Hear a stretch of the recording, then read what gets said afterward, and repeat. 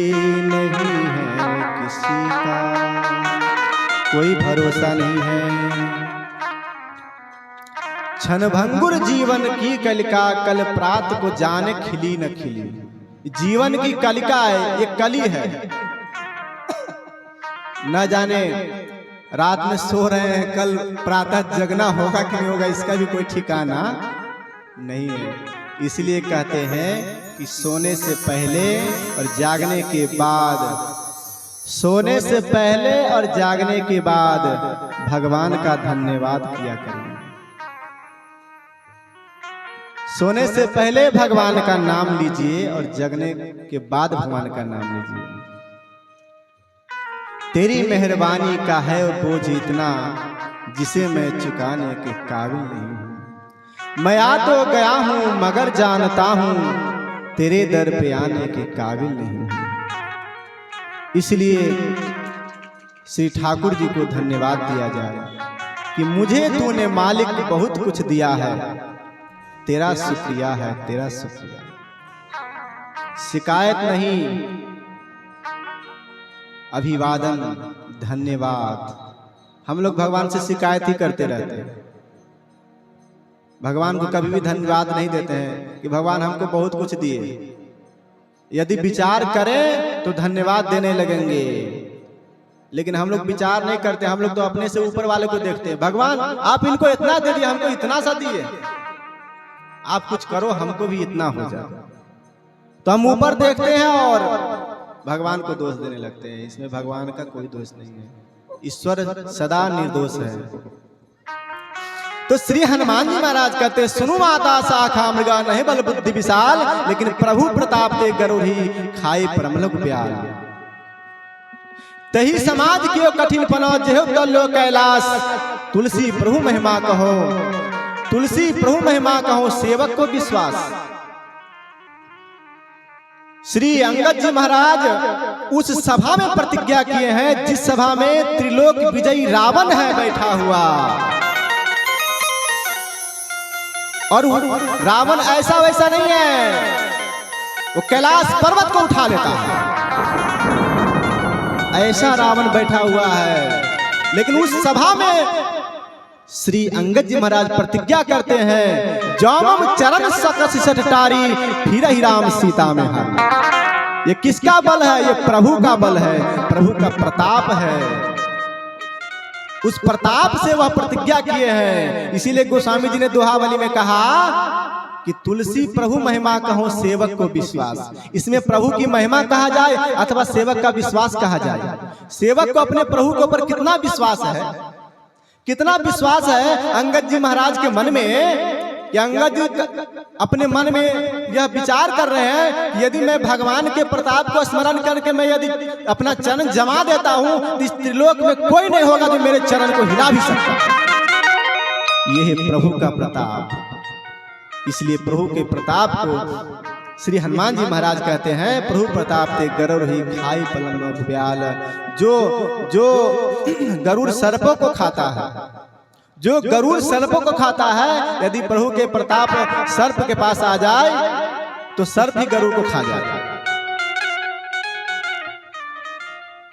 इसलिए इस प्रकार से जब श्री हनुमान जी ने कहा है, तो मन संतोष सुनत कपि बानी, मन संतोष सुनत कपि बानी, भगति प्रताप तेज बलशाली, भगति प्रताप तेज बलशाली।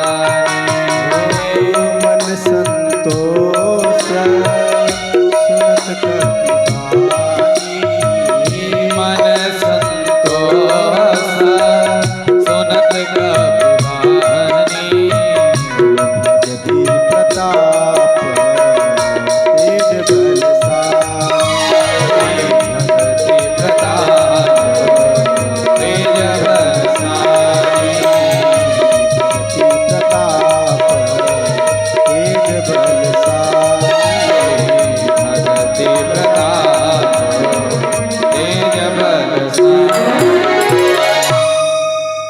मन संतोष, माता जी के मन में संतोष हो गया, बहुत दुखी थी।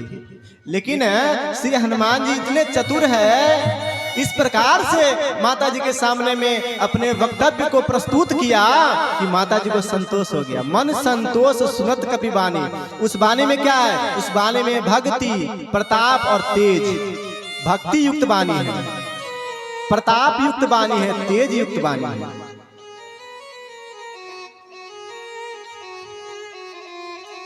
और जब प्रसन्न हो गई तब आशीर्वाद देने लगी माता जी। देखो भैया, काम ऐसा करो जो बिना कहे आशीर्वाद मिल जाए, आशीर्वाद मांगने की जरूरत ना पड़े। हनुमान जी ऐसा काम करते हैं जो किसी से आशीर्वाद मांगते नहीं, उनके आशीर्वाद बरसता है। ठाकुर जी के पास जाएंगे तो आशीर्वाद, माता जी बिना मांगे आशीर्वाद दे रही है। आशीष दीन राम प्रिय जाना,